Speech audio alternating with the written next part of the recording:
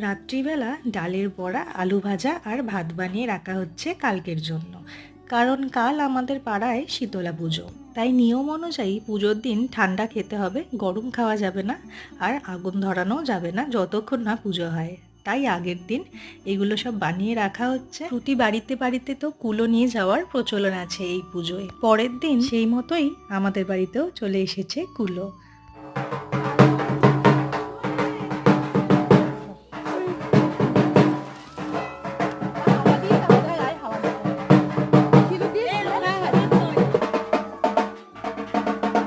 নিয়ম অনুযায়ী বাড়িতে কুলো আসলে চাল, ডাল, একটা কাঁচা টাকা, তেল এইসব দিতে হয়।